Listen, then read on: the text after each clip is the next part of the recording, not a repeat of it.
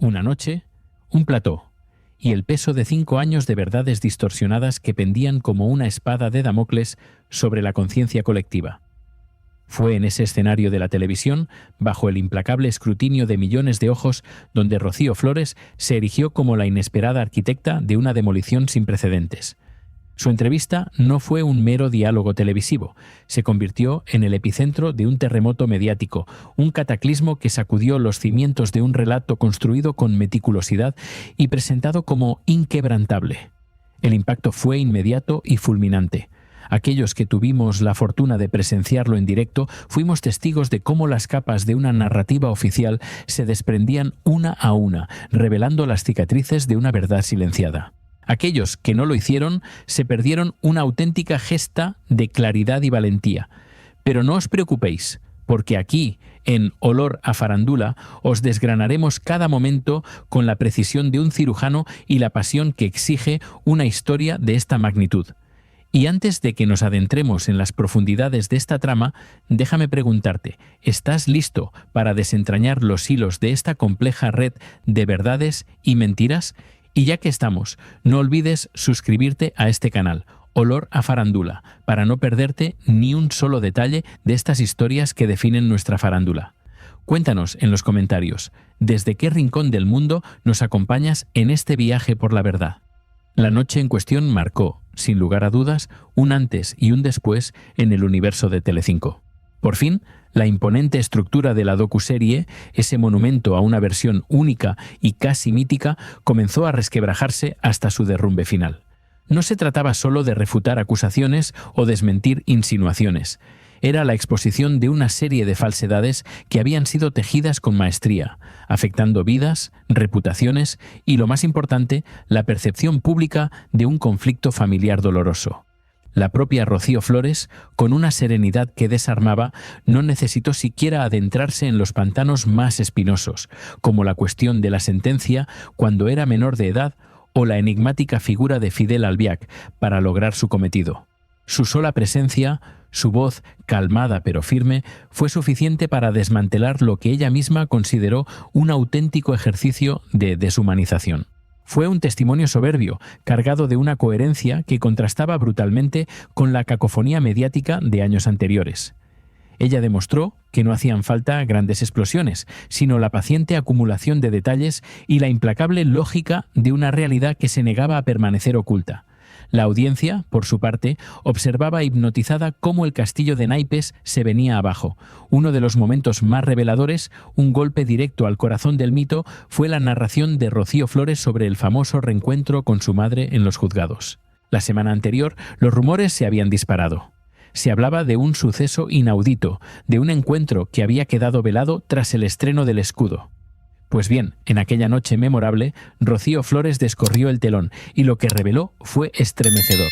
Imagínense la escena, un entorno judicial ya de por sí cargado de tensión, donde una hija acude a confrontar su historia, a remover sentimientos ancestrales.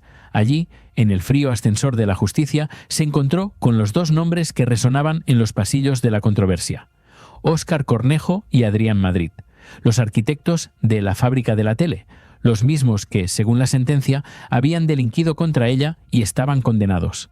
La situación era ya de por sí asfixiante, una maraña de emociones y resentimientos contenidos. Y entonces las puertas del ascensor se abrieron, revelando una estampa que hincó la rodilla a la esperanza. Allí estaba su madre, Rocío Carrasco, quien, en un acto que heló la sangre, ignoró por completo la presencia de su propia hija. Ni un saludo, ni una mirada, solo el vacío de un afecto denegado. Una negación que sigue siendo una herida abierta en la memoria colectiva, especialmente al recordar las incógnitas alrededor del hijo menor. Pero el drama no terminó ahí. La escena se tornó aún más grotesca. Mientras su hija era relegada a la invisibilidad, Rocío Carrasco sí dedicó su atención a los dos productores, a los que entonces ya no eran los mandamases de la productora, pero sí las figuras centrales de aquella polémica. La imagen de una madre en actitud de colegueo con las personas que su hija consideraba responsables de destrozarle la vida fue un mazazo demoledor para Rocío Flores y una paradoja incomprensible para cualquier observador.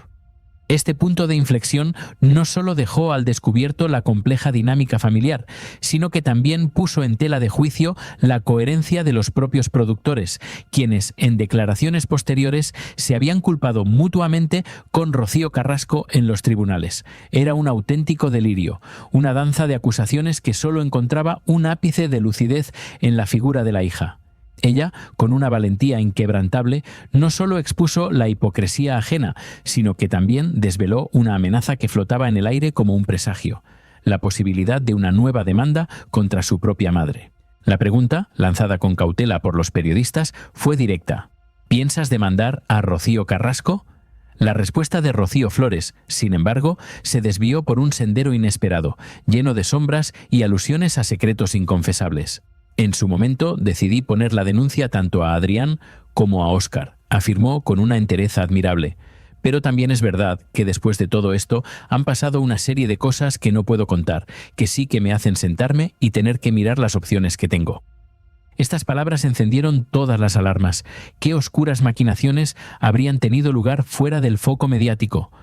La gravedad de sus declaraciones no residía solo en la posibilidad de una acción legal, sino en la naturaleza de lo que no podía nombrar.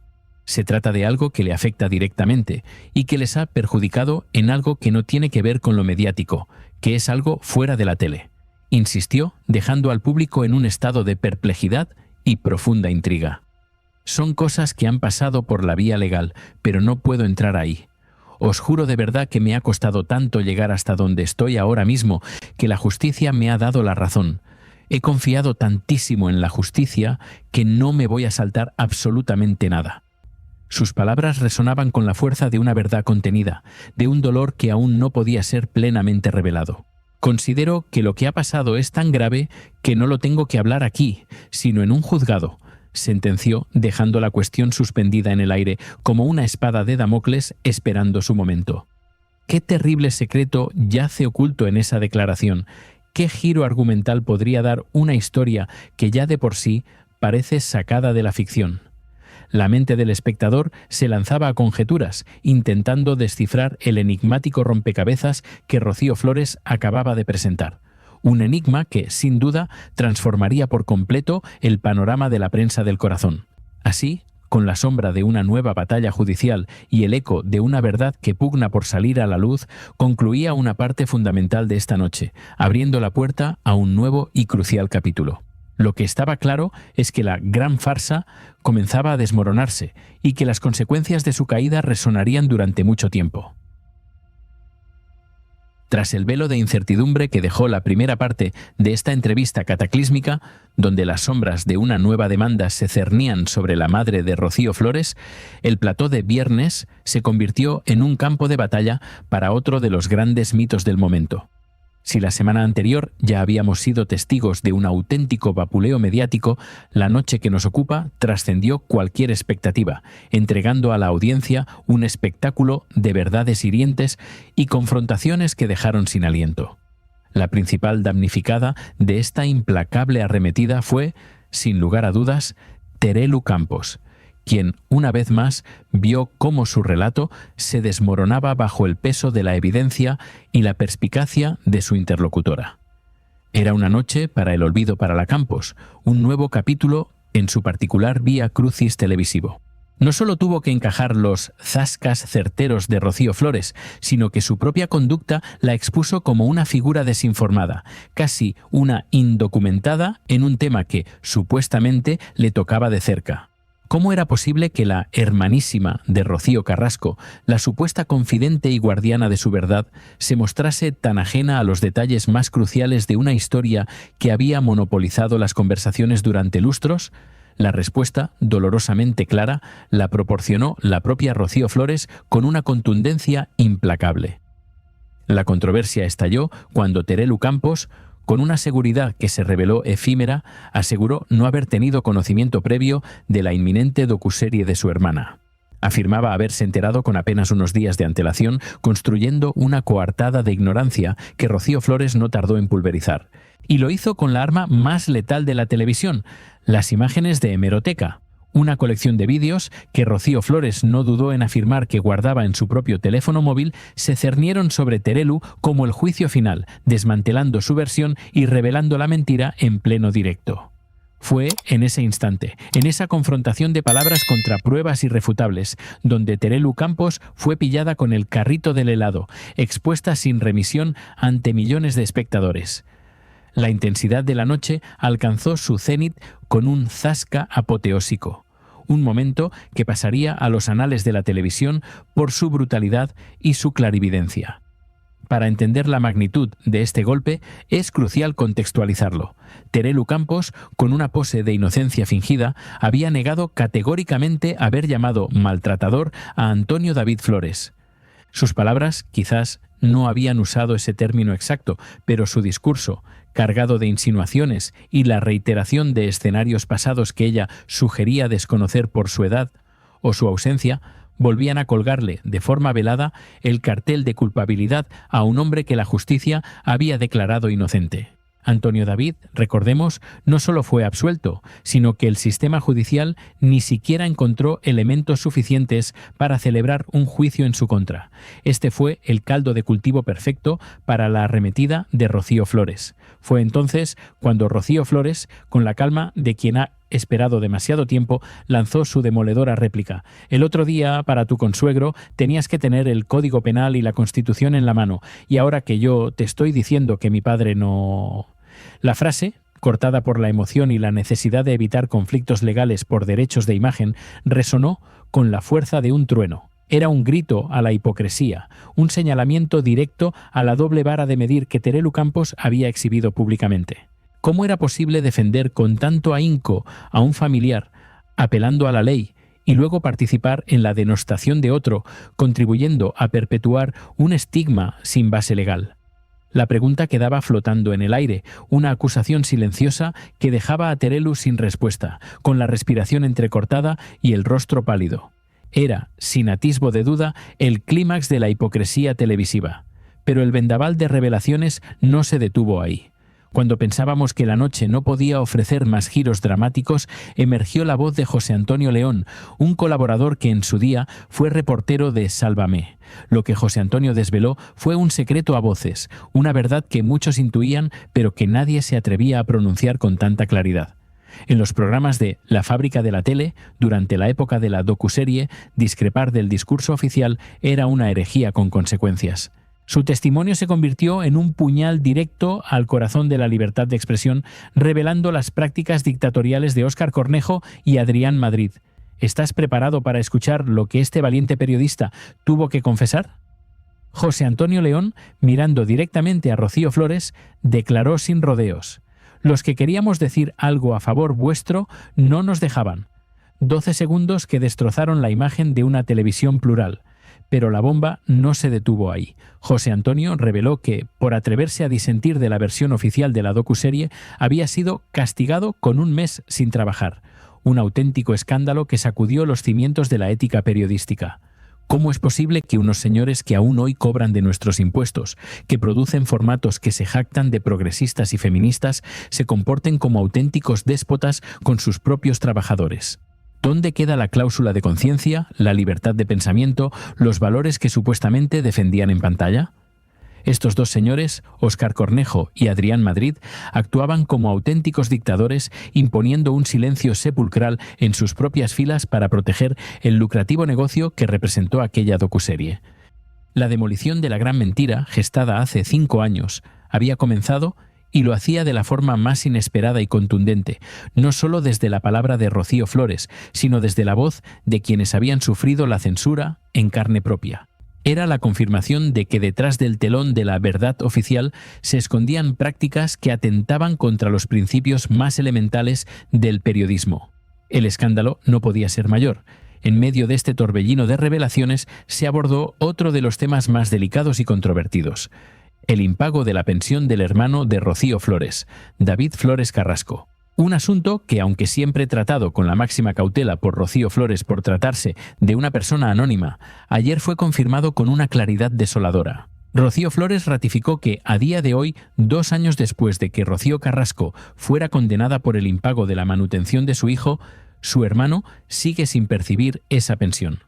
Un hecho que clama al cielo, especialmente viniendo de alguien que se autoproclama víctima de violencia vicaria. ¿No es esto, acaso, la más pura definición de la violencia vicaria? Tal y como se ha señalado en las redes sociales, con una claridad meridiana que no admite réplica, Rocío Flores volvió a plantear la pregunta que todos nos hemos hecho durante lustros. ¿Por qué Rocío Carrasco nunca ha explicado qué le hizo su hijo para no querer saber absolutamente nada de él y, más grave aún, negarle la pensión? La respuesta, tristemente obvia, no es otra que la intención de joder a su ex. Y eso, damas y caballeros, sí que es violencia vicaria en su expresión más cruda. Es no pagar la pensión del hijo para dañar al padre, es exponer la intimidad de una menor de edad para también golpear al padre. Aquellas que se erigieron como expertas en feminismo y violencia de género deberían sentir la vergüenza caer sobre sus rostros por haber participado en esta farsa, pues ellas, mejor que nadie, deberían reconocer la auténtica violencia vicaria. Y aquí, ante nuestros ojos, teníamos un ejemplo de manual, la antítesis de lo que se vendió en aquella docuserie. Finalmente, la noche se cerró con el plato fuerte, el tema que Terelu Campos, con una persistencia casi obsesiva, insistía en abordar: el famoso intento autolítico. Esa misma Terelu que, vapuleada y sin aliento, no dejaba de consultar su smartwatch, buscando quizás alguna indicación celestial. Rocío Flores, con su habitual entereza, aceptó el desafío. ¿Quieres que hablemos del intento autolítico? Pues hablemos. Y lo que se desveló a continuación no solo desdibujó la versión oficial, sino que la desarticuló por completo, gracias a la inestimable aportación de Antonio Rossi. Antonio Rossi, una vez más, demostró ser un faro de periodismo en medio de la tempestad. Su investigación, su búsqueda incansable de la verdad, desmintió punto por punto el relato de Rocío Carrasco. Lo que él expuso fue devastador. Las informaciones publicadas en su momento por el periódico El Mundo ya desmontaban la versión de Rocío Carrasco. Pero Rossi fue más allá, desgranando la cronología de los hechos con una precisión milimétrica. Rocío Carrasco afirmaba que la sobreingesta de pastillas en agosto fue provocada por el conocimiento de que Antonio David Flores y Rocío Flores participarían en Gran Hermano. Pero, ¿cuál fue la cruda realidad? Antonio Rossi reveló que en agosto, cuando Rocío Carrasco acudió al hospital, en ningún momento mencionó que el motivo tuviera relación con la participación de su exmarido e hija en el reality. Y lo más impactante, no fue hasta septiembre, cuando se hizo público que Antonio David entraría en Gran Hermano con Rocío Flores como defensora. Una contradicción temporal que pulverizaba la credibilidad del relato. Más aún, fue en octubre, 2 meses después, cuando Rocío Carrasco solicitó un informe a un médico particular, y en noviembre, 4 meses después del supuesto suceso, cuando presentó el caso ante un juzgado, buscando la reapertura de una causa que el Supremo había desestimado en marzo. ¿Cómo se explica esta inexplicable demora y esta inconsistencia temporal? El juez, con una lógica aplastante, rechazó la reapertura del caso en noviembre. Su argumento era irrefutable. No existían indicios suficientes que vincularan el ingreso hospitalario de agosto con la entrada de Antonio David en Gran Hermano, pues en ese momento la información ni siquiera había circulado en la prensa rosa. Es decir, el juez le dijo a Rocío Carrasco, en esencia, que lo sucedido en agosto no guardaba relación alguna con su marido o su hija. Terelu, una vez más, fue golpeada por la realidad, mientras el público observaba cómo una de las narrativas más potentes de la docuserie se hacía añicos. La indignación en las redes sociales ante la revelación de Rocío Flores, que cuestionaba un tema tan sensible, era palpable. Pero ¿acaso no era más escandaloso el propio relato de la docuserie, que jugaba con un tema tan delicado como un intento autolítico, construyendo una farsa para justificar una vendetta personal? Las incoherencias no terminaban ahí. Las diferentes versiones de Rocío Carrasco sobre el número de pastillas ingeridas, su negativa a permanecer bajo vigilancia hospitalaria, su obsesión por mantener a su marido a su lado. Son demasiadas las contradicciones que rodean a este episodio, haciendo que el cuestionamiento de Rocío Flores no solo sea lógico, sino necesario. La verdad, por fin, comenzaba a salir a la luz. Una verdad que había sido oculta y manipulada con fines, ahora evidentes, de venganza. La noche de Rocío Flores fue, en definitiva, un ejercicio de demolición magistral, una victoria de la coherencia y la verdad sobre un relato fabricado. Rocío Flores, con su serenidad y su valentía, logró reparar, al menos en parte, el inmenso daño que se le había causado y que, lamentablemente, aún la persigue. Porque, aunque el estigma es algo que la acompañará de por vida, ayer tuvo la oportunidad de explicarse, de transmitir su verdad con total credibilidad y de sentar las bases para un nuevo inicio. No sabemos qué pensáis vosotros de todo esto, pero si os ha gustado el vídeo, os agradeceríamos muchísimo que nos dejarais un me gusta y que os suscribierais a Olor a Farándula. Vuestro apoyo es vital para que sigamos desvelando estas historias.